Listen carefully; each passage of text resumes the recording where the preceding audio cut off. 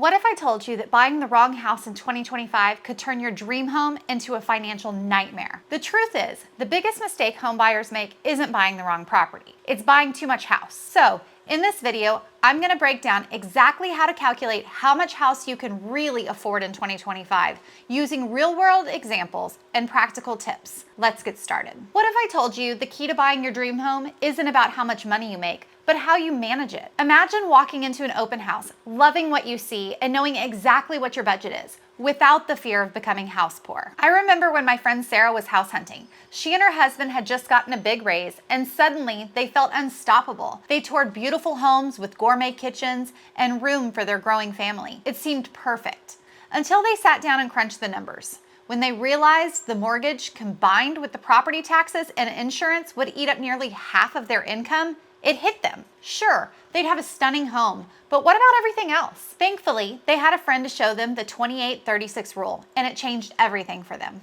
The 28-36 rule is a method for figuring out how much house you can actually afford. It's simple. Budget no more than 28% of your gross income on housing cost and no more than 36% on all your debts combined. But of course, the 28-36 rule is just one way to calculate how much you should budget for a house. What if buying your dream home could also mean staying financially secure, even when life throws you a curveball? Financial stability is possible, and Grant Stevens' 30-33 rule might just be the key. The 30-33 rule is a conservative yet powerful approach to home buying that focuses on maintaining your financial stability. The rule states that 30% of your income should be budgeted for housing, meaning you will need to keep your housing costs under 30% of your gross income. This includes your mortgage, taxes, and insurance. With the 30-33 rule, Grant Stevens recommends that before you decide to make a home purchase, you should save at least 30% of the home's value, 20% for the down payment, and 10% as an emergency fund. The final part of the 30-33 rule is the 3 times your income rule.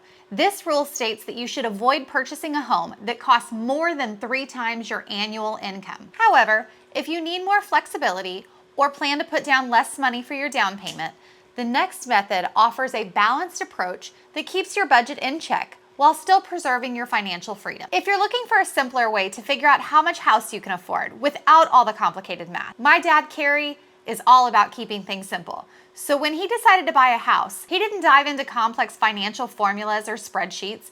Instead, he used the 3 times the income rule. He made $100,000 a year, so he looked for homes around $300,000. It took him just 2 minutes to set a budget, and he never felt overwhelmed. The best part? He didn't get in over his head financially. Sure, his approach was straightforward, but it worked.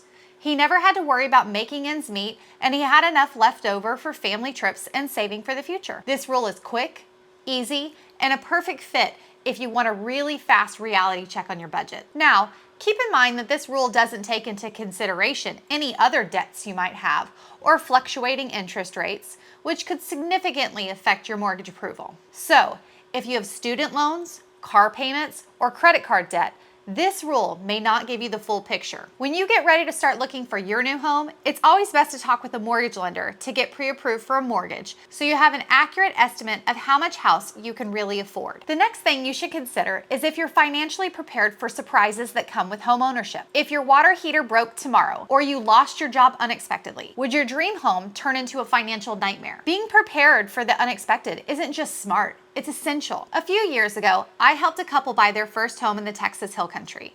They were thrilled. Freshly painted walls, a big backyard for a pool, the works. But just months after moving in, their HVAC system died during a record-breaking heat wave. This $14,000 repair bill caught them way off guard.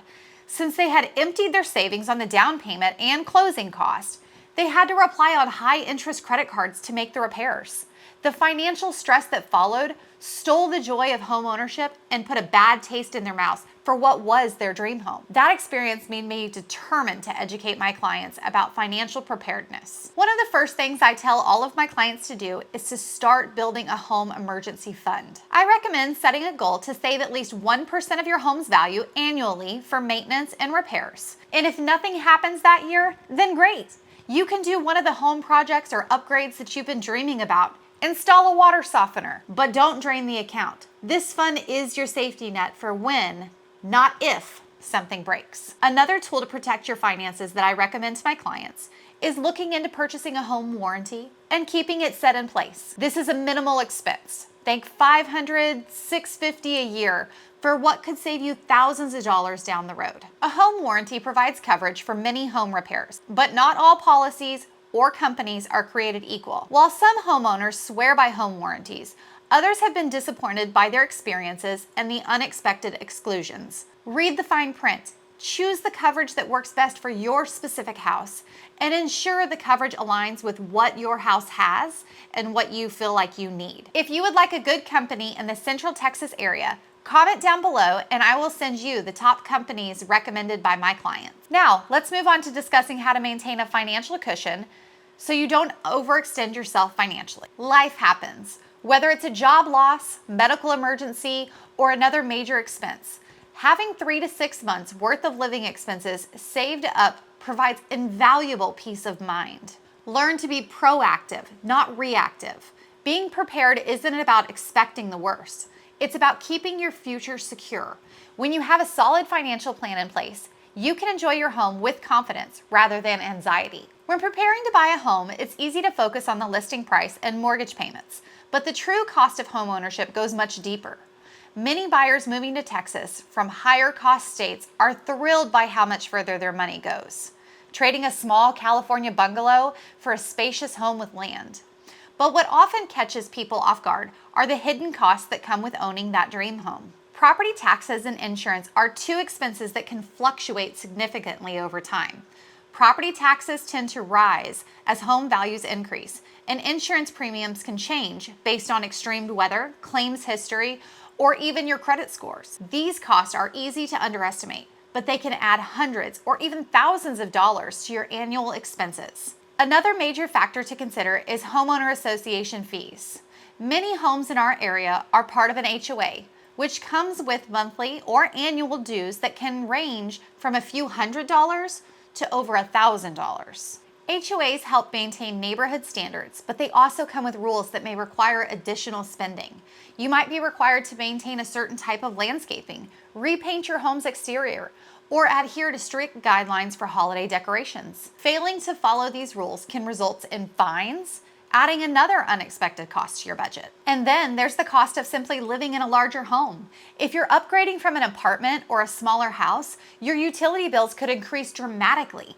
Heating and cooling a bigger space costs more, and if your new home has a large yard, you may need to invest in landscaping equipment or hire a professional service to maintain it. Before you sign on the dotted line, take a step back and look at the full financial picture. Owning a home is an incredible investment, but it's important to go in with your eyes open. Now, if you're wondering how to increase your buying power without overextending yourself, what if you could afford more home without stretching your budget too high?